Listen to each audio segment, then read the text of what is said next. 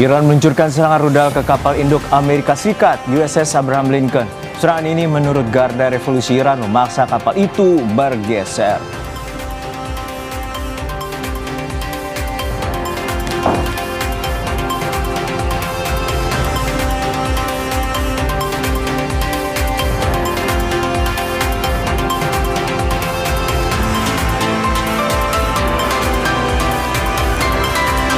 Rudal Iran dilaporkan berhasil menembak pesawat jet F-18 milik Amerika Serikat. Namun Pusat Komando Amerika Serikat membantah klaim Garda Revolusi Iran.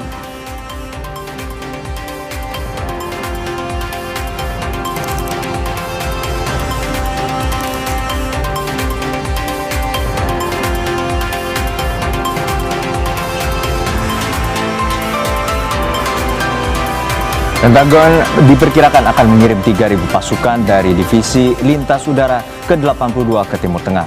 Rencana pengerahan pasukan ini muncul di saat Presiden Amerika Serikat Donald Trump berbicara tentang kemungkinan negosiasi damai dengan Tehran.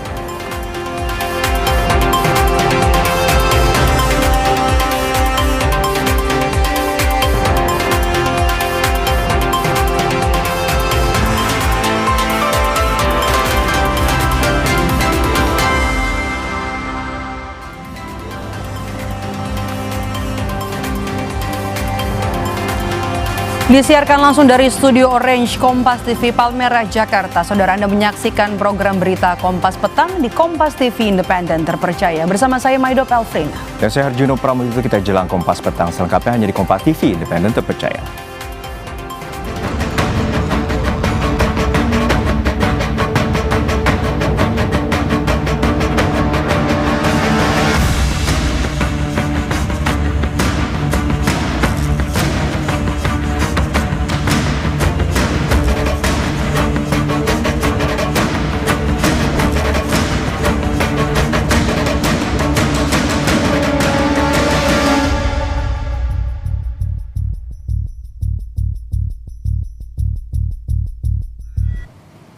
Satu bulan bertempur, jumlah rudal Iran memiliki pemandu berpresisi tinggi masih belum berkurang. Dilansir dari media Iran Press TV.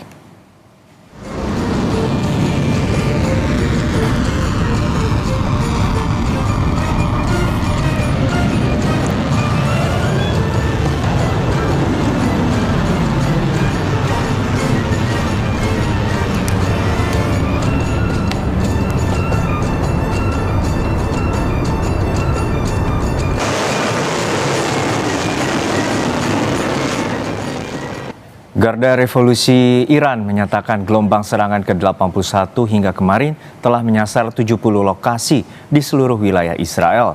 Rudal Iran yang diluncurkan Rabu waktu setempat telah menyasar sejumlah target di Haifa, Dimona, dan daerah utara dan selatan Tel Aviv.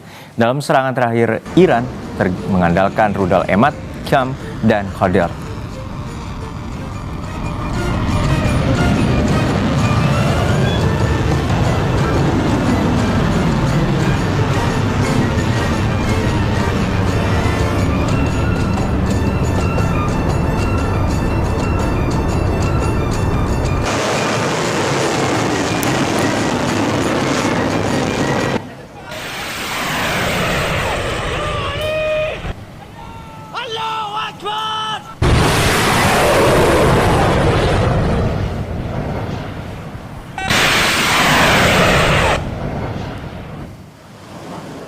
Iran Rabu kemarin juga mengklaim meluncurkan serangan rudal ke kapal induk Amerika Serikat USS Abraham Lincoln.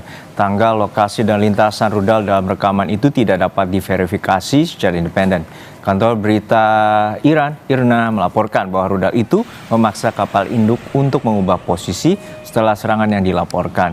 Komandan Angkatan Laut Iran mengatakan bahwa kapal itu berada di bawah pengawasan terus-menerus. Belum komentar langsung dari Angkatan Laut Amerika Serikat pada saat publikasi.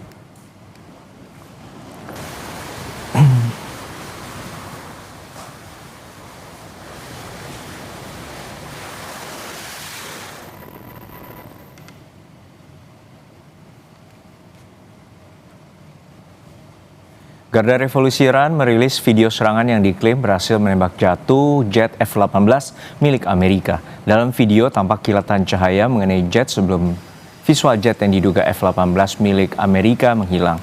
Pusat Komando Amerika Serikat dikutip dari kantor berita Turki Anadolu membantah serangan itu dan menyebut informasi Garda Revolusi sebagai informasi palsu.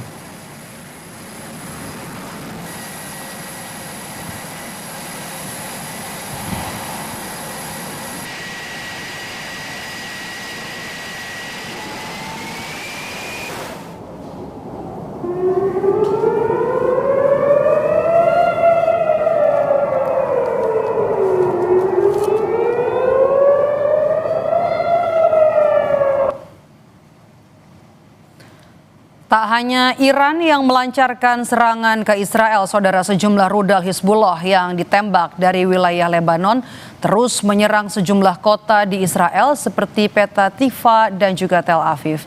Sistem pertahanan udara Israel berupaya mencegat rudal yang masuk ke wilayahnya.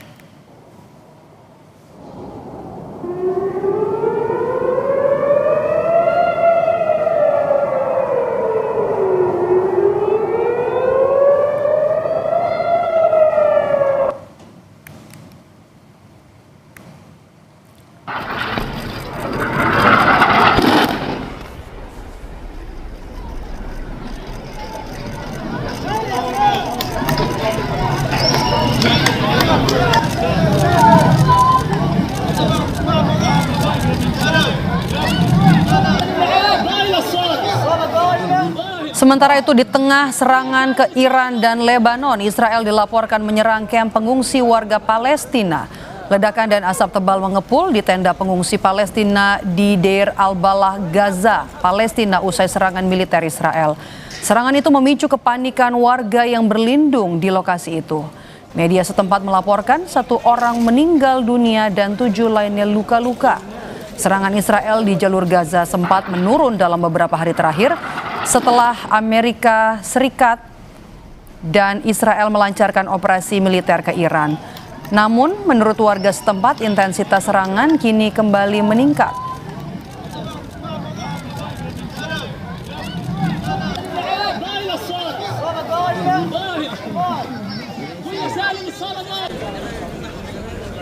Saudara, kami hadirkan informasi terbaru dari Menteri SDM Bahlil Lahadalia yang hari ini memantau ketersediaan stok BBM. Masih dalam taraf minimal standar nasional, baik untuk solar maupun bensin. Saya pikir itu beberapa hal yang perlu saya sampaikan. Silakan kalau ada pertanyaan. Bertahan berapa lama itu, Pak? Cadangan itu bertahan berapa lama? Cadangan minyak kita, storage-nya itu kan minimal 21 sampai 24 hari. Tetapi itu kan dia datang dan berganti terus. Jadi hari ini ada yang keluar 3 hari, nanti ada yang masuk lagi. Karena kita mengoptimalkan kilang-kilang kita yang ada di Indonesia dan impor kita di negara-negara lain. Kita juga tahu bahwa 20% dari crude kita itu kita ambil dari Selat Hormuz. Sekarang kita sudah switch ke tempat lain dan pasokannya sekarang insya Allah sudah mulai membaik. Jadi mohon doanya saja. Insya Allah clear lah. Ya. Pak, ada pembatasan pembelian BBM nggak, Pak, di SPBU? Ada pembatasan nggak?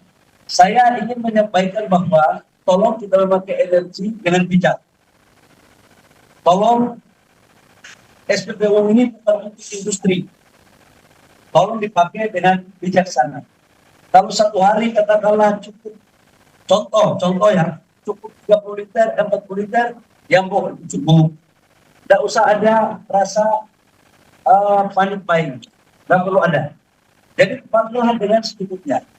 Jangan sampai masih ada yang ngantri di SPBU mobil-mobil truk, padahal isinya bukan untuk ngangkut, tetapi itu habis itu diantri, habis itu dijual lagi. Ya ini saya tindak terus lapangan. Saya mohon dalam kondisi kayak begini, saudara-saudara saya seperti air, kita harus sama-sama bijak untuk bagaimana menghadapi krisis global yang ada. Ya, Pak, kalau ada upaya-upaya penimbunan BBM, Pak, di pemakaian tertentu, seperti apa nanti? Saya mohon kepada saudara-saudara saya yang oknum melakukan penimbunan, mohon lihatlah Ibu Pertiwi sekarang lagi membutuhkan anak-anak yang berdiri yang bijak. Kalau kita cinta negara kita, kalau kita cinta rakyat kita, janganlah kita melakukan hal-hal yang tidak seperti itu untuk dilakukan. Cara-cara itu saya mohon udahlah jangan kita lanjutkan. Ya. Jadi pemerintah membutuhkan dukungan dari berbagai pihak ya, termasuk masyarakat. Pemerintah tidak bisa bekerja sendiri. Pemerintah, rakyat pun tidak bisa bekerja sendiri. Semua pihak, semua stakeholder. Saya mengajak, ayo kita sama-sama semua untuk kita mengawal negara kita. Kami bisa mendatangkan minyak seperti apa yang telah kami lakukan dalam waktu beberapa bulan terakhir dalam kondisi krisis. Tetapi kalau rakyat tidak bisa memakai ini dengan bijak, ya berarti kan kita saling mendukung. Itu kira-kira. Ya. Jadi kami saling mendukung dengan rakyat. Saya pikir Bapak Ibu semua, demikian.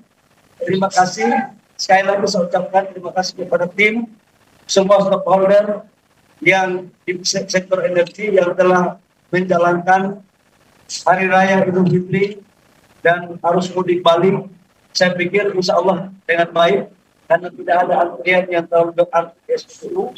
Semua juga mobil listrik dilayani dengan baik, kemudian LPG juga terlayani dengan baik selama masa Lebaran, dan solar pun dengan baik, dengan harga yang alhamdulillah sampai sekarang belum ada kenaikan. Kita belum menaikkan harga. Doakan kami dari pemerintah khususnya untuk subsidi, sampai semalam arahan Bapak Presiden untuk mencari akal bagaimana agar kita jangan memberatkan rakyat. Jadi sangat untuk subsidi. Jadi saya dengan Menteri Keuangan sekarang terus-menerus untuk mencari solusi yang terbaik sekalipun krisis, tapi tetap rakyat kita perhatikan tentang keadaan ini. Demikian, terima kasih kalau sudah tidak ada. Wabillahi taufiq wal hidayah. Wassalamualaikum warahmatullahi wabarakatuh. Salam sejahtera untuk kita semua. Minal aidin wal faizin. Mohon maaf lahir batin. Terima kasih ya. Iya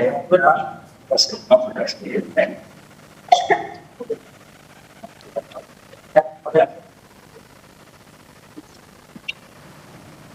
Itu dia tadi pernyataan dari Menteri SDM Bahlil Lahadalia yang menyebut soal pasokan atau cadangan BBM nasional aman. Kemudian masyarakat diimbau untuk tidak panik buying. Memang ada pasokan BBM 21 hingga 24 hari ke depan. Kemudian juga soal harga BBM dijamin memastikan harga BBM masih normal hingga saat ini.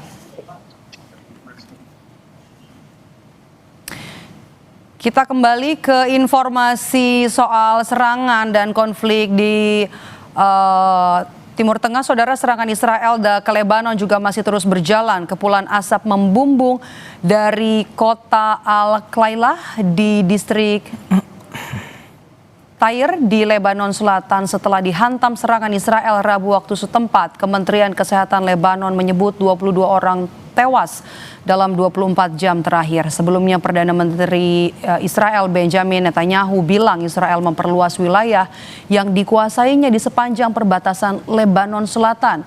Pertempuran dengan Hizbullah terus berlanjut dan pasukan Israel terus menguasai banyak desa di daerah perbatasan.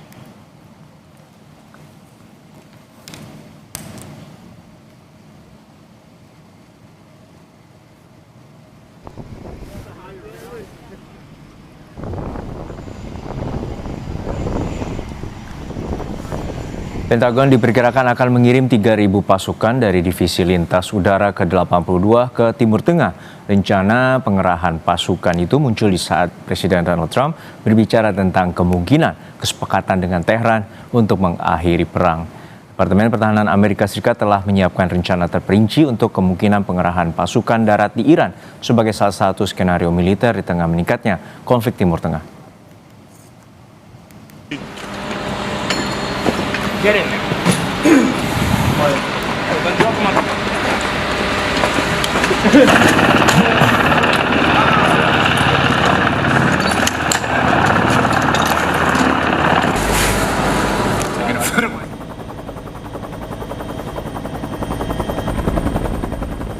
Soal naiknya harga bahan bakar minyak saat perang di dalam negeri Amerika Serikat, Gedung Putih mengklaim harga bahan bakar di Amerika akan kembali turun setelah operasi militer berakhir. David juga membandingkan kondisi sekarang dengan masa pemerintahan Presiden Biden.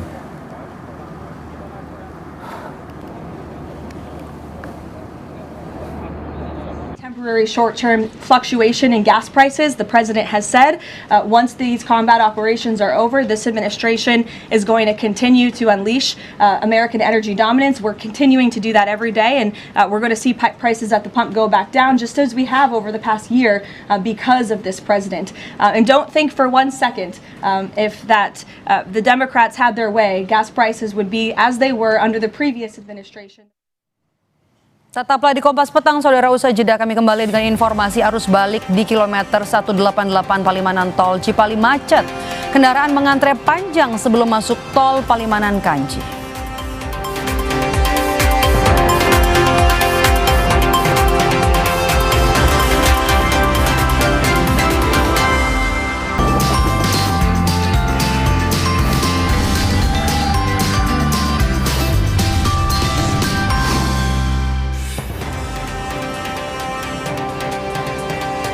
Saudara, kondisi arus balik di kilometer 188 Palimanan Tol Cipali terpantau macet. Kendaraan sudah antre panjang sebelum masuk tol Palimanan Kanci.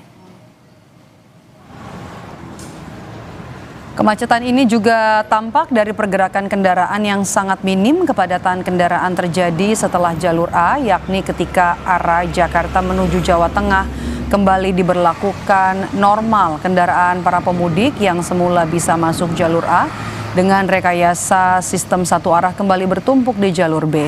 Kepadatan ini diprediksi akan terjadi hingga akhir pekan, Jumat, Sabtu, dan Minggu.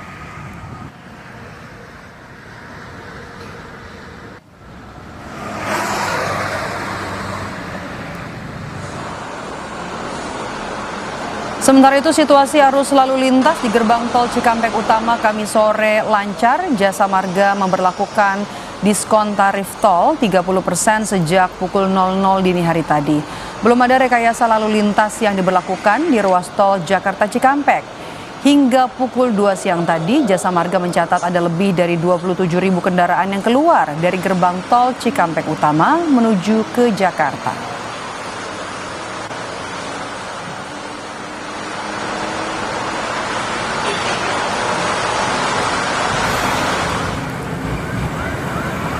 Kamis sore ribuan kendaraan terus memadati gerbang tol Kalikangkung Semarang menuju arah barat atau Jabodetabek. Jasa Marga mencatat lebih dari 20.000 kendaraan telah melintas di gardu tol sejak pagi hingga sore hari ini. Meski terjadi peningkatan jumlah kendaraan, arus lalu lintas di sekitar gerbang tol terpantau ramai lancar dengan antrean transaksi yang terkendali. Meski saat ini skema one way nasional sudah diberhentikan, secara situasional dapat dibuka kembali ketika jumlah kendaraan yang melintas mencapai 3.000 unit selama 3 jam berturut-turut. Sebagai langkah antisipasi kepadatan, PT Jasa Marga juga memberlakukan diskon tarif tol sebesar 30%. Potongan harga ini berlaku mulai Kamis 26 Maret pukul 00 dini hari hingga Jumat 27 Maret pukul 24.00. Diskon berlaku khusus untuk perjalanan menerus dari Semarang menuju Jakarta.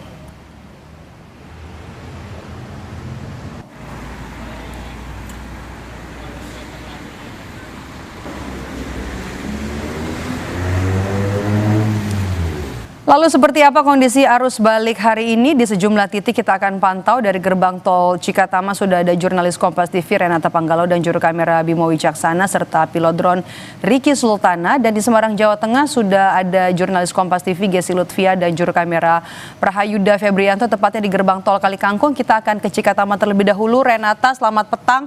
Apakah Anda lihat ada peningkatan jumlah kendaraan yang melintas hari ini? Iya, kalau peningkatan jumlah kendaraan ini terlihat bahkan dari selang 1 jam saja ini kenaikannya cukup drastis hingga 3.000 kendaraan.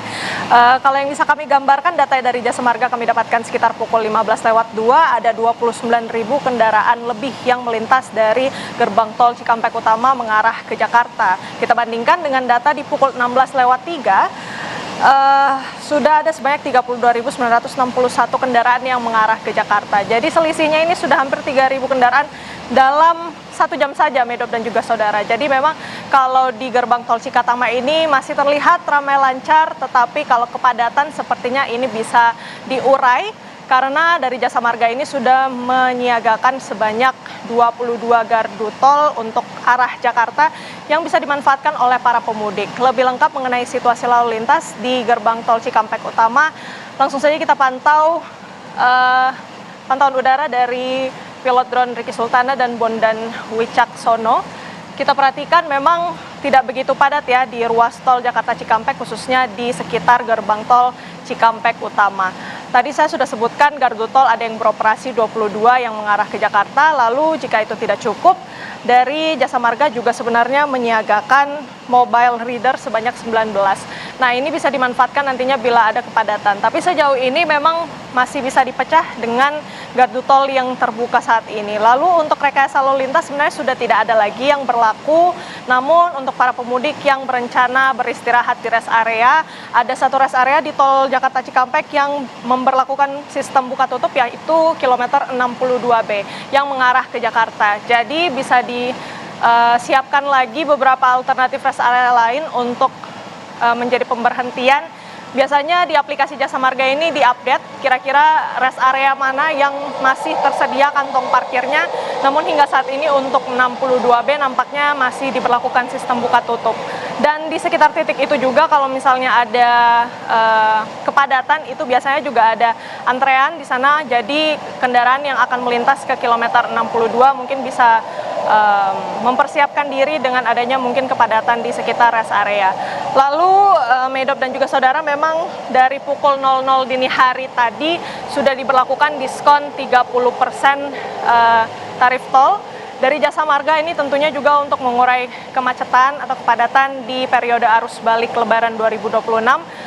Lumayan diskonnya 30%, jadi sayang jika dilewatkan. Ini bisa dimanfaatkan sampai dengan tanggal 27 Maret pukul 24 malam. Masih ada waktu, jadi kalau ada masyarakat yang masih ingin kembali ke Jakarta begitu ya, ini bisa dimanfaatkan karena jangan sampai bertumpuk di periode arus balik puncak di tanggal 28 hingga 29. Oleh karena itu, Jasa Marga memperlakukan juga diskon tarif tol ini. Selain itu, Medop dan juga saudara, yang perlu diperhatikan juga untuk menghindari kepadatan di sekitar gerbang tol Cikampek Utama adalah untuk memastikan uang elektroniknya agar saldonya mencukupi sehingga tidak menyebabkan antrean yang berkepanjangan di gerbang tol. Medop. Oke, kalau di tol Cikatama cukup lancar, jadi pemudik bisa menggunakan waktu dalam beberapa jam ke depan. Selain itu juga ada diskon tarif tol. Dari Cikatama kita akan bergeser ke Semarang. Gesi, selamat petang. Kalau di sana bagaimana kondisi arus lalu lintas? Kan one way nasional sudah berakhir, tapi bagaimana kondisinya? Apakah ada peningkatan jumlah kendaraan yang melintas hari ini? Ya, selamat petang Medop dan juga saudara. Untuk sore hari ini kondisi gerbang tol Kalikangkung masih terpantau ramai lancar. Meski memang sempat tadi kepadatan terjadi sekitar pukul 2:30 sore ini di gardu pembayaran untuk antrean dari kendaraan menuju ke arah Jabodetabek atau ke arah barat ini sempat mengular begitu. Sekitar setengah jam ini kepadatan terjadi, kendaraan hanya bisa berjalan merayap begitu ya. Namun hingga sore hari ini kepadatan sudah mulai terpecah, di mana rata-rata kendaraan juga masih stabil di angka 2.900 hingga 3.200 per jamnya. Untuk catatan dari Jasa Marga sendiri, sedari pukul 6 pagi hingga pukul 2 siang tadi, rata-rata kendaraan atau jumlahnya ini yang sudah masuk ke arah Jabodetabek ini sekitar 22.000 kendaraan. Angka ini juga cukup tinggi, mengingat hari ini juga Jasa Marga memberlakukan diskon tarif tol senilai 30% dari pukul 00 dini hari tadi hingga besok tanggal 27 pukul 24 waktu Indonesia Barat. Tentunya diskon ini diberikan untuk memecah kepadatan begitu ya, karena diprediksi kalau dari Semarang sendiri ini prediksi kepadatan ini akan terjadi kembali di akhir pekan mengingat minggu depan atau Senin depan ini anak-anak sudah mulai bersekolah sehingga diberlakukannya diskon tarif tol hari ini supaya masyarakat ini bisa melihat mobilisasi dari arus balik begitu ya agar tidak menumpuk di akhir pekan. Selain itu juga kami himbau saudara khususnya di Kota Semarang sendiri saat ini masih sering diguyur hujan sehingga Anda harus memastikan berhati-hati dalam melakukan perjalanan khususnya menuju Jabodetabek. Baidop. Terima kasih Gesi Lutfia langsung dari gerbang tol Kali Kangkung. Dan sebelumnya ada Renata Panggalo di gerbang tol Cikatama. Selamat bertugas kembali kawan-kawan.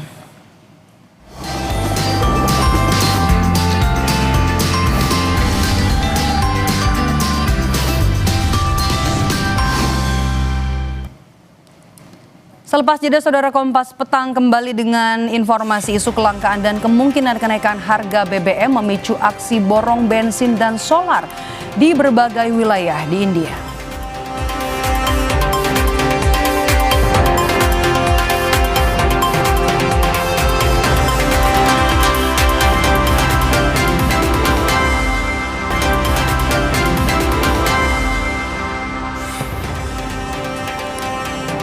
Kompas Petang kami lanjutkan dengan informasi terbaru dari Menteri SDM Bahlil Lahadalia yang memastikan pasokan BBM nasional aman. Ia pun meminta masyarakat tidak perlu khawatir karena pemerintah terus mencari alternatif untuk menambah pasokan minyak dan gas dari negara-negara lain.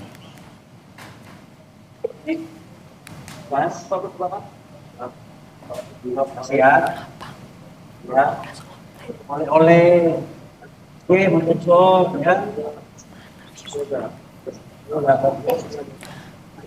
Menanggapi maraknya panic buying di sejumlah SPBU di beberapa negara di Asia, Bahlil menyebut kondisi pasokan minyak dan gas dalam negeri masih terpenuhi. Bahlil menambahkan adanya konflik di Timur Tengah membuat jajarannya kini mencari alternatif membeli cadangan minyak dari negara-negara lain. Untuk itu Bahlil meminta agar masyarakat tidak perlu panik soal kelangkaan BBM. Bahwa sekalipun negara-negara lain, negara tetangga sebagian negara di Asia sudah mulai masuk dalam keadaan yang tidak diharapkan oleh hampir semua negara dalam darurat, kita harus yakinkan kepada rakyat Indonesia bahwa solar kita insya Allah tidak lagi kita lakukan impor. Jadi clear. BBM berbentuk bensin sebagian 50% kita masih impor, sebagian kita dalam negeri. Tetapi kita sudah mencari alternatifnya, termasuk telurnya. LPG kita masih impor, kurang lebih sekitar 70% dari kebutuhan kita. Tetapi saya ingin kepada Bapak Ibu semua, insya Allah kita juga dalam kondisi yang sampai dengan beberapa hari itu insya Allah dalam kondisi yang baik.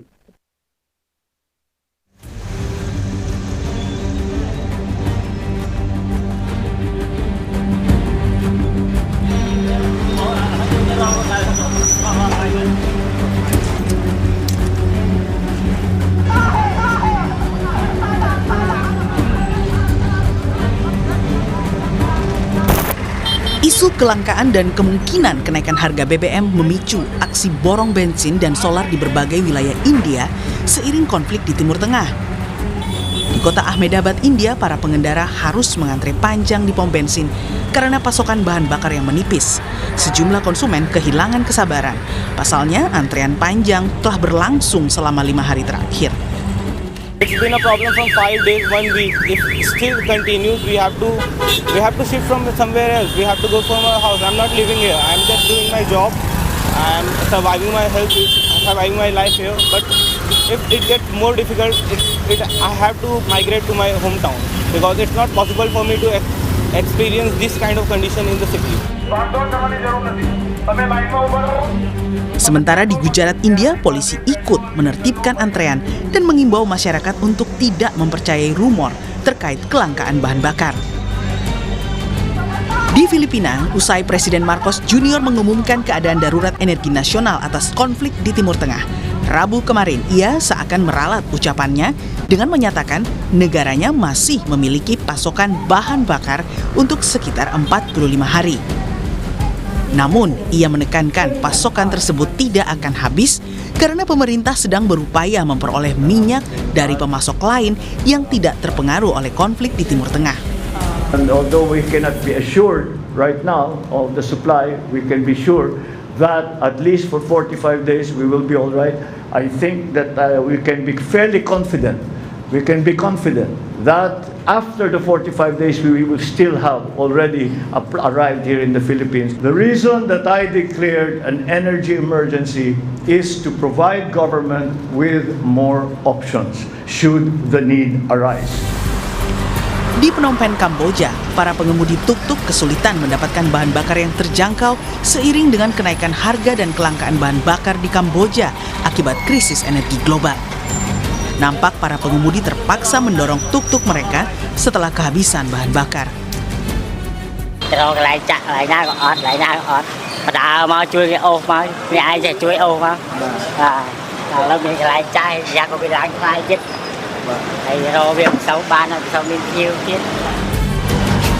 Menyoroti perbedaan harga yang mencolok antar SPBU, para pengemudi pun mendesak regulasi harga bahan bakar yang lebih ketat. Harga energi global melonjak setelah terjadinya gangguan pengiriman melalui Selat Hormuz, rute utama bagi sekitar 20% pasokan minyak dan gas alam cair dunia. Gangguan pengiriman tak kunjung usai akibat meningkatnya ketegangan antara AS Israel terhadap Iran. Saudara, di tengah konflik yang masih berkecamuk di Timur Tengah, krisis minyak dan energi kini menghantui sejumlah negara. Lalu bagaimana dengan Indonesia? Apa langkah yang harus segera diterapkan pemerintah agar kebutuhan pasokan minyak dan gas dalam negeri aman? Kita bahas bersama dengan ekonom Universitas Paramadina, Wijayanto Samirin. Selamat petang, Pak Wijaya dengan Maidop. Selamat sore, Pak Maidok. Oke, Pak Wijaya, kalau kita lihat kan dari catatan ada India, kemudian juga Filipina, Thailand sudah mengalami krisis BBM. Tadi Menteri SDM Bahlil Lahadalia juga bilang stok BBM nasional aman. Nah, sejauh ini bagaimana Anda melihat kebijakan dari pemerintah dalam hal mengamankan stok BBM dalam negeri di tengah perang? Ya, kita lihat memang situasi Indonesia berbeda dengan Filipina, Kamboja, Myanmar, Pakistan. Karena negara-negara itu, termasuk India, itu tidak mempunyai resources energi, sumber daya energi yang memadai. Mereka tidak punya batu bara yang memadai, minyak bumi, dan lain sebagainya, termasuk gas. Nah, kita punya cadangan itu, punya produksi itu, walaupun tidak bisa mencukupi seluruh kebutuhan, tetapi itu sangat membantu. Nah, memang situasi kita tidak separah mereka, tetapi kita harus ingat, Filipina deklarasi darurat energi ketika reserve minyak mereka, reserve strategiknya itu 30 hingga 45 hari. Nah, kita menurut Pak Bahlil 20 hingga 24 hari. Jadi angka yang relatif aman, tetapi kita tidak boleh berpangku tangan. Jadi saya sepakat pemerintah kemudian mencari alternatif sumber minyak yang lain untuk menutup hambatan impor dari Middle East yang jumlahnya cukup besar. Negara mana yang bisa dilirik, Pak Wija? Ada beberapa opsi. Salah satu yang terbuka adalah Amerika Serikat. Tentunya perlu waktu lebih lama. Kemudian Afrika.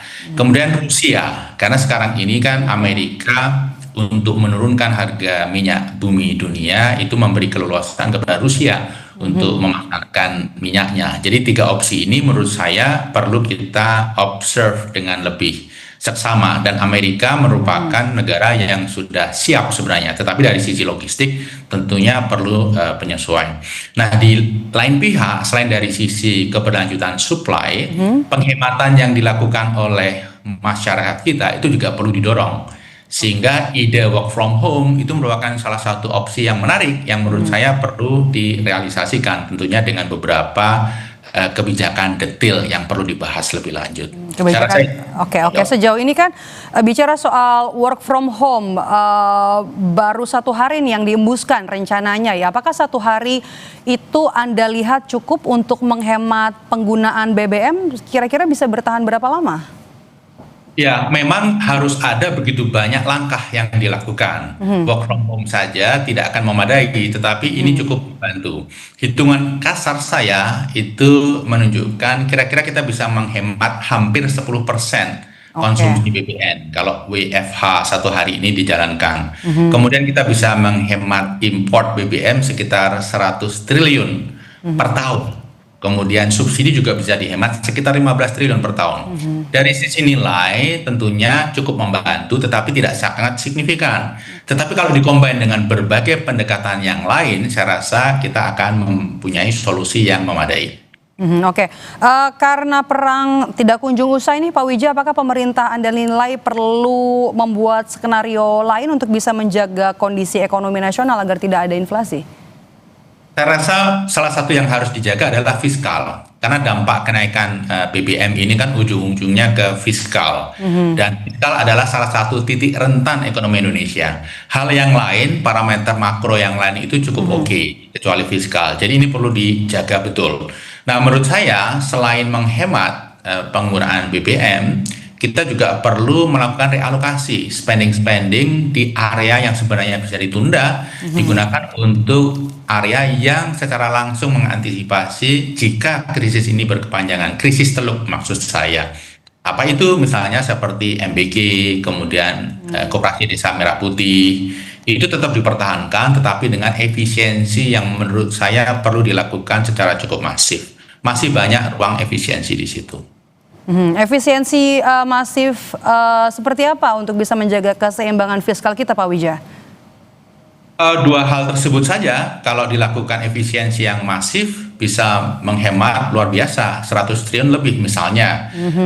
Menteri Keuangan kan mengatakan efisiensi MBG bisa menghemat 40 triliun per tahun. Tetapi kan itu efisiensi, belum memasukkan faktor ketika target itu dilakukan rasionalisasi. Misalnya akhir tahun jangan 83 juta, tetapi cukup seperti saat ini saja. Atau bahkan lebih diturunkan, fokus kepada masyarakat yang betul-betul memerlukan. Jika MBG dipangkas 50% saja, dan saya rasa seluruh pihak masyarakat akan mendukung dan akan setuju, ini sudah merupakan solusi yang sangat konkret dan kita cukup aman dari sisi fiskal. Karena begini Mbak Maido, dalam situasi seperti saat ini, menerbitkan surat utang itu menjadi sangat sulit. Bunga tinggi, ketidakpastian tinggi, currency risk tinggi. Sehingga ketika defisit melebar, ya 3%, 3,5-4% mungkin secara regulasi bisa dibenarkan. Tetapi siapa yang akan membeli surat utang kita? Itu merupakan pertanyaan besar. Oke, baik. Terima kasih sudah bergabung dan juga memberikan perspektif kepada kami di Kompas Petang hari ini. Wijayanto Samirin, ekonom dari Universitas Paramadina. Sehat selalu, Pak Wija. Terima kasih. Usai jeda, saudara, kami kembali dengan informasi Pentagon diperkirakan akan mengirim 3.000 pasukan dari Divisi Lintas Udara ke-82 wilayah Timur Tengah. Rencana pengerahan pasukan ini muncul di saat Presiden AS Donald Trump berbicara tentang kemungkinan negosiasi damai dengan Tehran.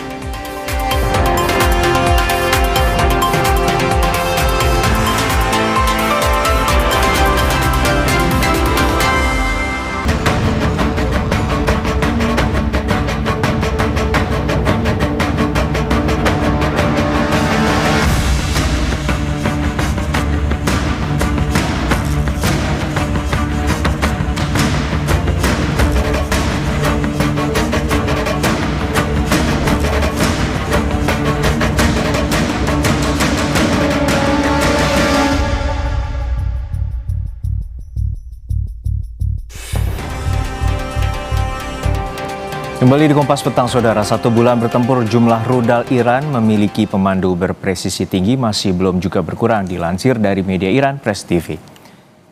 Garda Revolusi Iran menyatakan gelombang serangan ke-81 hingga kemarin telah menyasar 70 lokasi di seluruh wilayah Israel. Rudal Iran yang diluncurkan Rabu waktu setempat telah menyasar sejumlah target di Haifa, Dimona, dan daerah utara dan selatan Tel Aviv. Dalam serangan terakhir, Iran mengandalkan rudal Emad, Qiyam, dan Qadar.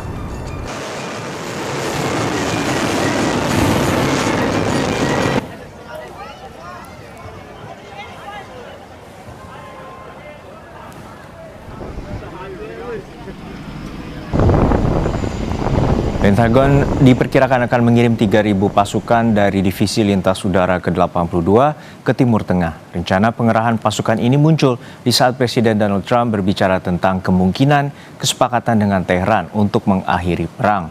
Departemen Pertahanan Amerika Serikat telah menyiapkan rencana terperinci untuk kemungkinan pengerahan pasukan darat di Iran sebagai salah satu skenario militer di tengah meningkatnya konflik Timur Tengah.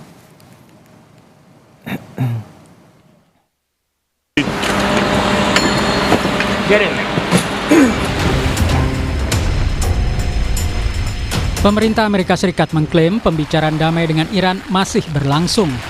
Sekretaris Pers Gedung Putih, Caroline Leavitt mengatakan, Amerika Serikat telah melakukan pembicaraan produktif dalam 3 hari terakhir. Yang menilai Iran mulai mencari jalan keluar dari konflik tersebut. Talks continue. They are productive, as the president said on Monday, and they continue to be.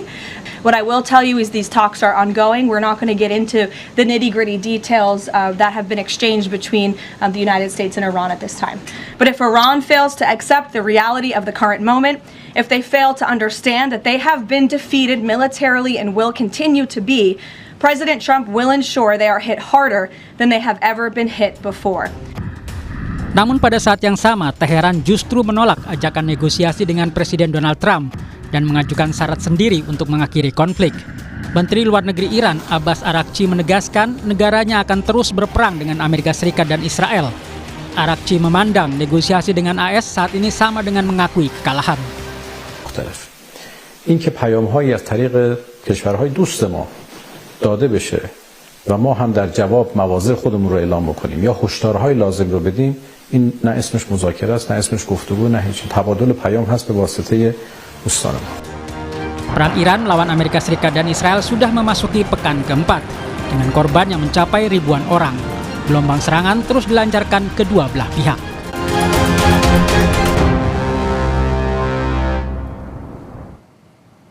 Perang Iran melawan Amerika Serikat dan Israel diperkirakan masih akan panjang. Bahkan Pentagon diperkirakan akan mengirimkan pasukan darat, di mana mereka berencana menempatkan ribuan pasukan elit lintas udara ke-82. Apakah ini akan makin mengarah pada perang darat? Kami akan membahasnya bersama pengamat militer Anton Ali Abbas dan juga pakar strategi Pusat Pengkajian dan Penerapan Angkatan Udara alumni US Air Force College bersama TNI Purnawirawan Agung Sasongko Jati. Selamat sore Bapak-Bapak, semoga sehat selalu. Selamat sore Mas. Ya, saya ke Pak Agung dulu. Pak Agung, kita mengetahui bahwa rekam jejak dari Divisi Lintas Udara ke-82 atau 82nd Airborne ini cukup panjang dari Perang Dunia Kedua, Perang Teluk 91 dan juga di Afghanistan. Seperti apa sebenarnya Donald Trump ini mengerahkan 1.500 atau up to 1.500 pasukan airborne ini atau para troopers ini ke Iran? Waduh, saya sebetulnya penggemar berat daripada 82nd Airborne. Saya membaca novel mereka di Longest Day, segala macam Perang Dunia Kedua, Perang Vietnam. Tapi untuk kali ini dengan mohon terpaksa saya bilang bahwa mengirim sampai 4.000 orang atau 5.000 orang ke wilayah kedaulatan Iran adalah bunuh diri. Karena yang saya lihat adalah pasukan lintas udara ini adalah infanteri ringan yang bila tidak didukung artileri berat atau kavaleri di medan Iran yang bergunung, mereka akan sasaran empuk bagi artileri, divisi artileri baja dan unit paramiliter yang sangat menguasai medan. Karena tindakan ini menunjukkan sebetulnya keputusasaan Amerika mempertahankan hegemoni yang meleleh. Dia menggunakan segala macam cara untuk menekan, untuk membuat pressure, berupa tekanan. Jadi sebetulnya lebih bersifat perang informasi, benar-benar real kekuatan. Karena nggak berarti apa-apa, hanya sampai 10.000 pun tidak berarti apa-apa, karena itu akan akan hanya membuat keniscayaan kesia-siaan. Bahkan jika unit elit ini sampai dihancurkan atau ditawan dalam 48 jam tanpa dukungan support logistik, maka ini akan justru malah menjatuhkan atau merusak moral daripada dan kedudukan Amerika di Timur Tengah. Jadi mereka tidak akan recover lagi dari kondisinya yang sudah bayangkan 27 pangkalannya sudah dihancurkan, kemudian mereka tidak bisa apa-apa, tidak bisa melaksanakan normal sebagai pelindung, sekarang malah dilindungi. Dan dalam saat negara-negara teluk kehabisan rudal pencegah serangan udara hanya untuk melindungi Amerika, itu mereka malah tindakan mereka untuk mengirim pasukan ini, kalau jumlahnya cuma sekian, itu betul-betul tanpa didukung dengan segala macam artileri dan lapis baja, itu sama saya dengan bunuh diri. Tapi sebelumnya sudah ada pengiriman pasukan sekitar 2.000 marinir dan juga kemudian ini adalah sebuah divisi lintas udara yang memiliki rapid response atau rapid insertion atau serangan pasukan cepat. Ini seperti apa? Apakah juga selain menekan tadi yang Anda bilang, ini juga akan menyasar ke Pulau Kark ataupun juga untuk membuka Selat Hormuz? Yang namanya pasukan itu kan pasti besar ya, banyak dan itu dukungan logistik.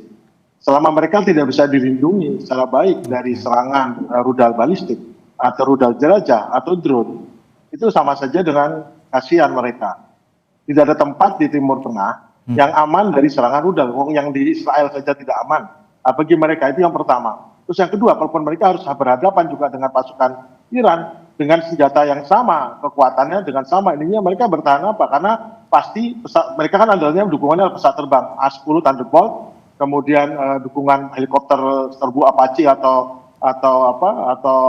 helikopter serbu lain yang hebat-hebat itu, dan juga rudal drone yang bersenjata. Tapi semuanya itu sekarang menjadi praktis lumpuh dengan bertemu dengan drone 528-nya Iran yang sangat canggih. Bayangin, rudal air to air tapi loitering, itu di dunia nggak ada yang punya, cuma Iran doang. Dan kemarin terasa berhasil membuat satu F-35 turun, apalagi kalau pesawat yang lain. Jadi praktis sebetulnya untuk air power ketinggian rendah itu mereka tidak ada jaminan bahwa Amerika bisa sanggup untuk mensupport pasukan darat ini.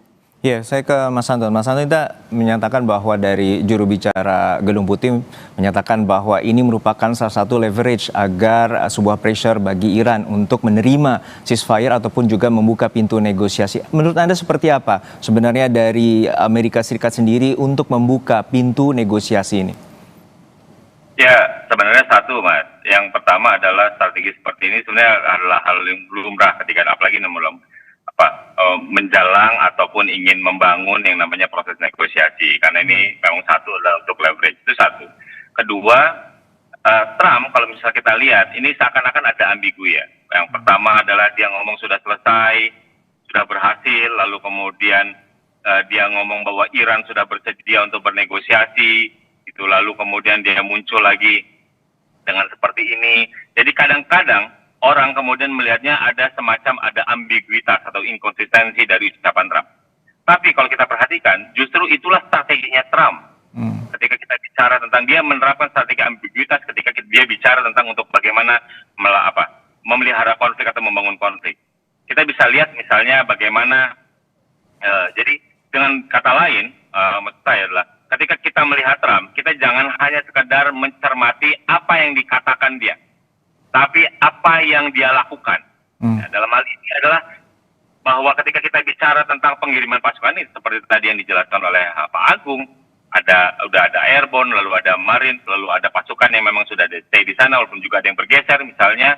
Dan kata lain, kita bisa melihat bahwa ini adalah sebuah persiapan, gitu ya, persiapan. Atau kalau misalnya marinir ya jelas untuk pendaratan. Jadi ini adalah sebuah persiapan. Walaupun nanti kita juga akan menunggu, karena tidak hanya mereka saja pasukan tempur, tentu ada bantuan tempurnya, medisnya dan lain-lain, logistiknya seperti apa, itu yang akan kita tunggu. Tapi ini adalah tahapan persiapan. Ya, jadi pertanyaannya adalah kapan ini akan dilakukan. Nah, ini akan kemudian diskusinya sebenarnya di sana. Ya, Anda menilai bahwa ini akan segera terjadi invasi darat oleh Amerika Serikat? Bisa jadi gitu. Jadi bisa jadi kemudian Amerika melakukan invasi, karena kita melihat misalnya apa yang dilakukan dia di Venezuela. Di Venezuela itu tidak ujuk-ujuk kegiatannya. Itu dia melakukan pergeseran ribuan pasukan dulu secara perlahan-lahan. Begitu juga cerita dengan Iran ini. Lain halnya kalau kita membandingkan tentang Greenland. Greenland itu hanya statement saja Trump, gitu ya. Trump ingin mengambil alih, mengakuisisi Greenland, bla bla bla, tapi dia tidak membuat gerakan militer. Ini yang tadi saya lihat bahwa ketika dia sudah melihat gerakan militer, dia menggeser pasukan militer, itu namanya yang kita harus cermati adalah pergeserannya. Nah, itu adalah indikasinya yang harus kita baca, bukan statementnya. Jadi bagi saya ketika Trump sudah melakukan ini adalah fase persiapan. Walaupun nanti kemudian apakah itu jadi atau tidak jadi itu lain soal, karena kemudian tidak hanya bisa sekedar pasukan ini, jadi harus ada bantuan-bantuan yang lain, bantuan tempur yang lain, Mas. Ya Pak Agung, untuk saat ini sebenarnya seperti apa mekanisme tahapan pengiriman untuk invasi darat? Karena berkaca pada Operation Desert Storm di 1991 di Irak dan juga di Afghanistan, seperti apa sebenarnya Amerika Serikat memulai tahapan untuk melakukan invasi darat? Kalau invasi darat itu bagian dari operasi gabungan. Biasanya operasi darat itu dengan pengumpulan pasukan dahulu dan logistik. Namun ini tidak kelihatan. Biasanya mereka akan mengirim divisi lapis baja, kemudian artileri, dan itu dikumpulkan di suatu tempat yang diperkirakan menjadi tumpuan untuk serangan.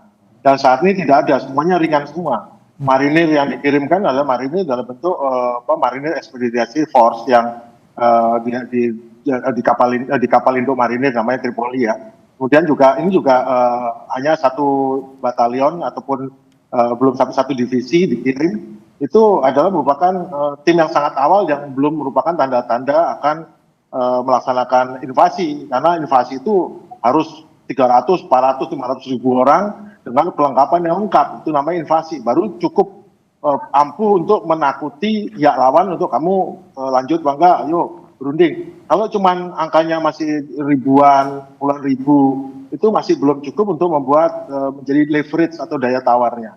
Ya mungkin saya nggak tahu ya apa yang dimaksud di sana, tapi kalau setahu saya dari belajar di Amerika itu pengerahan pasukan seperti ini tuh angkanya mesti adalah di atas 100 ribu itu mesti untuk baru menjadi daya tawar yang ampuh untuk membuat orang bergeming. Kalau cuma segini itu mungkin tujuan lain itu mestinya aja. Baik, kita lihat bagaimana juga saat ini Amerika Serikat melancarkan 15 butir negosiasi dan juga Iran sendiri memiliki 5 butir untuk berupaya agar perang ini segera berakhir. Lalu seperti apa perang ini akan berlanjut? Kita bahasnya usai jeda hanya di Kompas Petang.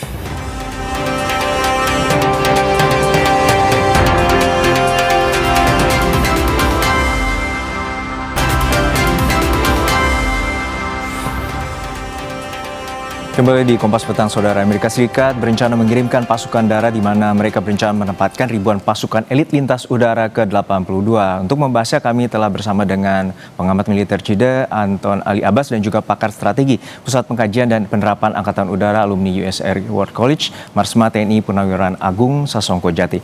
Saya ke Pak Agung kembali. Pak Agung, tadi Anda menyatakan bahwa invasi darat ini tidak mungkin karena harus membutuhkan ratusan ribu pasukan yang akan dikirimkan menuju Iran. Untuk saat ini apakah mungkin Trump ini adalah menargetkan Selat Hormuz ataupun juga titik lokasi lainnya di mana saat ini adalah tekanan utama dari Iran adalah Selat Hormuz? Jadi motivasi utama pengiriman lintas udara, divisi lintas udara ini lebih kental dengan aspek politik domestik dan informasi. Dia butuh narasi kemenangan cepat untuk menjustifikasi klaimnya di Washington dan mengalihkan perhatian dari inflasi energi dalam negeri. Amerika ingin melakukan serangan dekapitasi di udara dan untuk mengubah rezim dan mengamankan Selat Hormuz secara absolut. Namun kepentingan nasional yang sejati dari Amerika itu bukan itu, yaitu adalah stabilitas pasar energi dan keamanan dolar. Itu yang paling penting, tapi dikorbankan dengan perjudian militer ini. Nah, Amerika itu sudah terjebak dalam delusi bahwa teknologi udara dan pasukan elit bisa menggantikan massa otot atau MES atau prajurit yang dibutuhkan dalam perang darat sesungguhnya. Karena kepentingan nasional itu nggak akan terpenuhi karena operasi ini. Justru nanti malah menguras atau amunisi hanyut. Karena belum apa-apa mereka harus dilindungi dari serangan udara. Karena yang paling ditakutkan adalah serangan udara dan dibutuhkan hanyut. Bayangkan pasukan bergerak tapi harus dilindungi dengan pertahanan udara yang harus masif dan mahal. Jadi sebetulnya Trump itu ingin mengunci kembali kendalinya atas energi global lewat Selat Hormuz. Namun malah memicu blokade yang lebih ketat kalau gini. Jadi sebetulnya sampai titik ini sebetulnya militer itu sudah bukan jawaban, bukan option, tetapi diplomasi. Militer itu hanyalah tekan, tapi sudah terbukti bahwa kemampuan militernya menghancurkan semua akses udara dan hampir menghancurkan sebagian besar daripada Iran. Ternyata tidak mampu membuat Iran menyerah, dan kalau Iran tidak menyerah berarti Iran tidak kalah, dan tidak kalah berarti justru mereka yang, karena esensi atrisi itu adalah kuat-kuatan. Lama-lama nggak kuat dong. Nggak kuatnya apa? Nggak kuat secara mahal biayanya. Dua, nggak kuat karena naik harga minyak. Nggak kuat karena tekanan politik dalam negeri. Dan nggak kuat juga karena posisinya menjadi makin lemah secara diplomatik. Karena dia makin gagal dalam menekan ini, makin turun powernya Amerika di sana. Makin naik powernya Iran. Jadi sebetulnya pada saat ini kalau Donald Trump pintar, dia harus push ke diplomasi, mendapatkan apa yang masih bisa didapat, mumpung Iran belum dapat posisi lebih tinggi lagi dan langsung menuju ke perjanjian. Ingat tahun 73 saat Amerika lagi perang Vietnam yang sangat berat itu menjalin perjanjian dengan Cina untuk masuk World Trade Organization, untuk masuk perdagangan bebas. Itu langkah yang sangat jenius. Jadi dengan saat benci-bencinya pada komunis, tetapi saat yang sama mengajak agar apa? Karena dia punya musuh yang lebih berat, yaitu Uni Soviet. Untuk mengalahkan Uni Soviet, dia rangkul ini. Nah sekarang bagaimana dia mau mengalahkan BRICS? Rangkul saja Iran itu, tawarkan segala macam yang baik, bagus. Toh juga Iran itu bukan ancaman bagi Amerika sesungguhnya. Nah, teman masalahnya, se-ekstrim yang saya katakan ini, apa berani dia meniru Henry Kissinger dan Nixon yang menjalin justru hubungan dengan Cina, yang Cina tetap komunis, tapi dia dijadikan mitra dagang dan bahkan menanamkan banyak uang di Cina, sehingga Cina berkembang meskipun nanti belakangan menyesali ya. Tapi sekarang kenapa tidak ke Iran? Itu malah pilihan yang lebih bijak daripada melanjutkan perang yang malah merontokkan Amerika di sini, di mana? Di Timur Tengah. Ya, sebelum ke soal negosiasi, saya ke Mas Anton. Mas Anton, apakah juga ada kemungkinan, karena ini adalah pasukan serangan cepat dan juga memiliki taktik gerilya dan hit and run yang baik untuk sisi dari Amerika Serikat, apakah juga ada menyasar ke infrastruktur ekspor minyak atau kilang minyak di wilayah Pulau Kark dari Iran?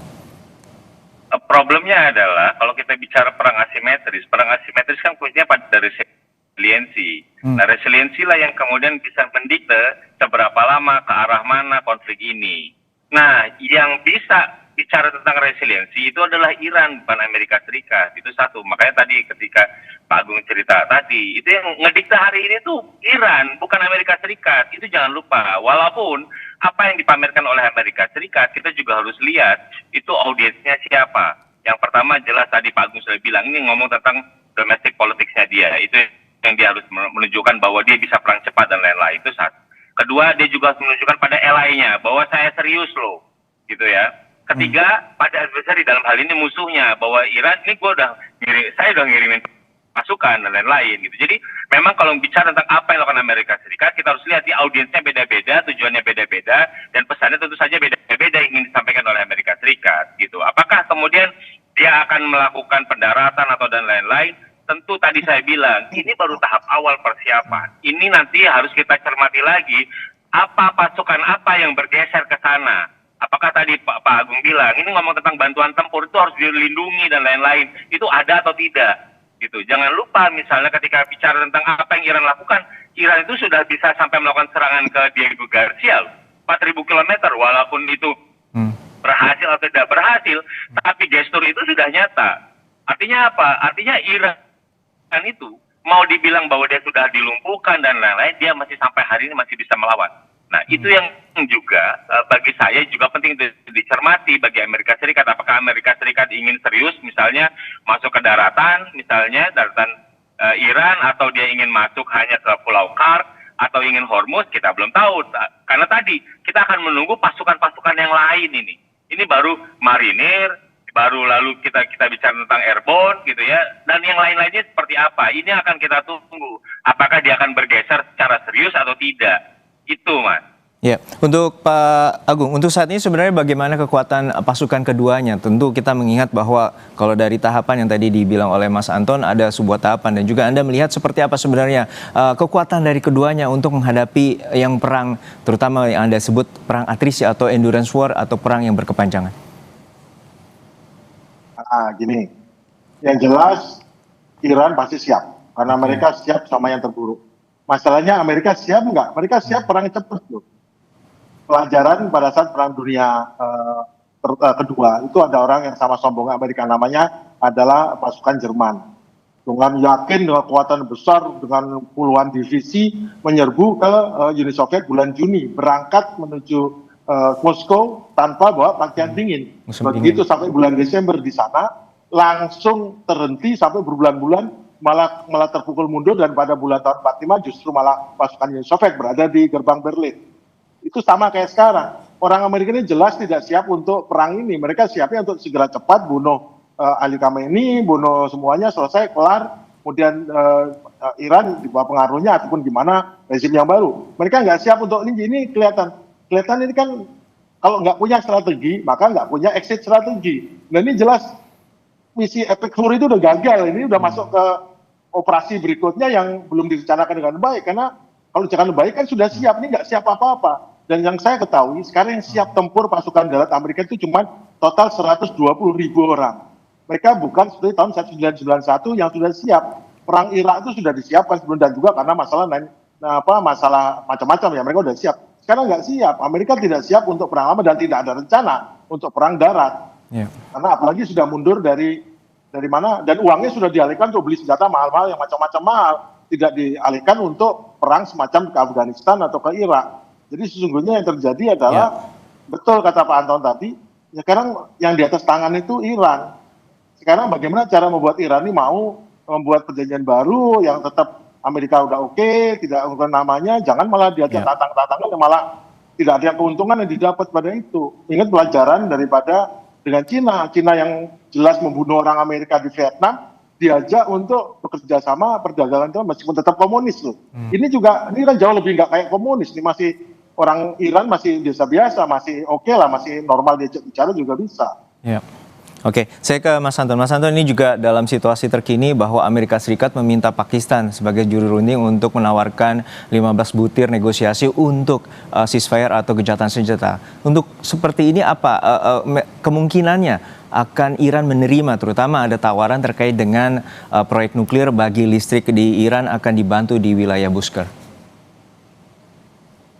Ya, sekarang kan yang masih dicari adalah siapa yang akan menjadi peace broker-nya. Jadi ada pilihan, misalnya Trump sudah menghubungi Putin, lalu juga ada Pakistan dan lain-lain. Tapi tentu saja ada tantangan ya, ada tantangan bagaimana membangun kepercayaan terhadap Iran. Karena kita tahu bahwa ketika kita bicara pemimpin Iran hari ini, Mujtaba itu kehilangan banyak orang. Ayahnya, istrinya, dan lain-lain. Kita bisa membayangkan bagaimana kemudian ada ketidakpercayaan yang sangat tinggi terhadap yang namanya Amerika Serikat. Kenapa? Karena mereka kan bilang bahwa ini serangan ini seperti backstab gitu. Jadi mereka seperti ditusuk dari belakang. Kenapa? Kita lagi di tengah-tengah proses perundingan, tapi kemudian terjadi serangan. Jadi dengan kata lain, ini memang ada proses yang panjang gitu. Di sisi lain saling serang satu sama lain gitu. Jadi bagi saya, apakah ini akan cepat kemudian mereka duduk di meja perundingan? Jawabannya memang tentu ini tergantung siapa yang nanti akan menjadi peace broker-nya dan bagaimana kemudian peace broker tersebut membangun kredibilitas yang tinggi yang bisa dipercaya oleh para pihak yang bertikai. Dan itu memang tantangan adalah bagaimana membangun keyakinan dan kepercayaan kepada Iran, karena di tengah mereka sangat rendah kepercayaan terhadap Amerika Serikat. Ini yang memang menjadi pelik. Kalau misalnya tawaran mau 15, mau 5, itu nanti gitu ya. Nanti akan bisa kita bicarakan ketika sudah oke dua-duanya sama mau duduk di meja perundingan. Jadi apa yang diminta Trump 15, kalau kata Iran enggak, saya nggak mau dengarkan, ya tetap aja perang terjadi gitu. Jadi 5 itu akan bisa kita bicarakan kalau mereka sepakat untuk sama-sama duduk di meja perundingan. Yang bagian mana yang oke, bagian mana yang tidak oke. Kalau misalnya kita lihat 15 itu kan, itu semuanya merugikan Iran, yang Iran sedikit cuma dia akan diangkat sanksinya dan lain-lain. Siapa yang membayar atau siapa yang membayar ongkos dari kerusakan di Iran, Amerika Serikat nggak masukin di dalam situ. Gitu. Jadi akan ada banyak point of discussion-nya ya. Jadi ketika kita bicara tadi poin itu, tapi problem hari ini adalah siapa yang kemudian bisa diterima, terutama dari sisi Iran. Itu yang akan menjadi concern paling tinggi ya. Karena saat ini Iran sangat defisit kepercayaan kepada pihak Amerika Serikat. Ya, 2 kali perundingan dan kemudian terjadi serangan, dan terakhir adalah di Jenewa melalui Oman, dan saat ini juga serangan terjadi di mana Amerika Serikat dan Israel terus menggempur Iran. Terima kasih sekali lagi Bapak-Bapak, Mas Anton Ali Abbas, pengamat militer dari CIDA, dan juga Marsema TNI Purnawirawan, Agung Sasongko Jati, pakar strategi alumni US War College bersama kami di Kompas Petang. Sehat-sehat selalu Bapak-Bapak. Selamat sore. Usai jeda saudara, pelatih timnas John Hartman dan pemain belakang Elkan Bagot berjanji akan memberikan yang terbaik jelang di FIFA Series yang akan dimulai Jumat esok.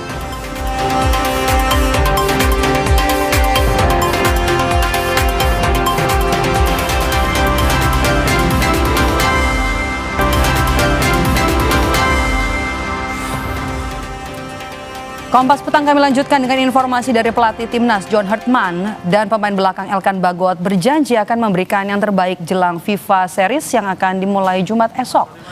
Dua sosok yang besar di Inggris itu sama-sama optimistis bisa mempersembahkan hasil maksimal bagi supporter tim Merah Putih.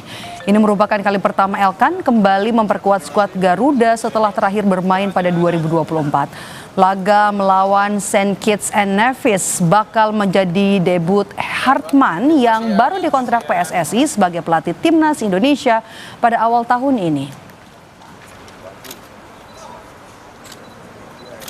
We've been training together now for 4 days. We've had good sessions, good intensity. The players have came in good spirit. They're very excited to perform for you. It's been a long time since we've been here playing, but the excitement is there, and you'll see a new level of team spirit and excitement tomorrow on the pitch. I think as well the togetherness and the team spirit is a lot higher than it was before. A lot of that, of course, coming from Coach John's energy he brings to us and our different mentality now. But I'd say those are the two things which I think are different now to when I was playing it before. Pelatih timnas Bulgaria Alexander Dimitrov menegaskan bahwa timnya tidak akan meremehkan lawan pada ajang FIFA Series 2026. Ia menyebutkan skuad asuhannya tetap menghormati setiap tim yang menjadi rival di lapangan. Pelatih yang pernah menjadi asisten di timnas itu menekankan bahwa fokus utama Bulgaria adalah menampilkan kemampuan terbaik mereka dalam setiap event pertandingan. Съгласен съм, че отбора от Соломонови острови е много в рейтинга на FIFA са много под нас. Запознали сме се много добре с нивото на отбора и при всички положения, както към Соломонови острови, така и към всеки един отбор, ще подходиме с... Garda Revolusi Iran merilis video serangan yang diklaim berhasil menembak jatuh jet F-18 milik Amerika Serikat.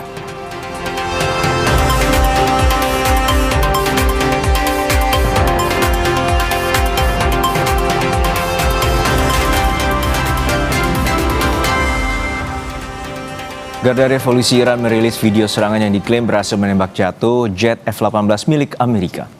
Dalam video tampak kilatan cahaya mengenai jet sebelum visual jet yang diduga F-18 milik Amerika Serikat menghilang.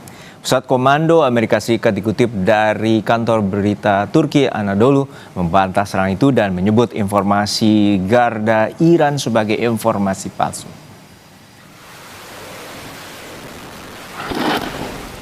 Di tengah serangan ke Iran dan Lebanon, Israel dilaporkan menyerang kamp pengungsi warga Palestina. Ledakan dan asap tebal mengepul di tenda pengungsi Palestina di Deir al-Balah, Gaza, Palestina usai serangan militer Israel. Serangan itu memicu kepanikan warga yang berlindung. Media setempat melaporkan 1 orang meninggal dan 7 lainnya luka-luka. Serangan Israel di jalur Gaza ini sempat menurun dalam beberapa hari terakhir setelah AS dan Israel melancarkan operasi militer ke Iran.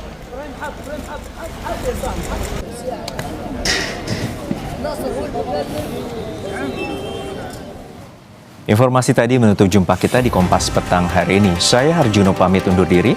Dan saya Maidop Elfrina. Selamat petang, sampai jumpa.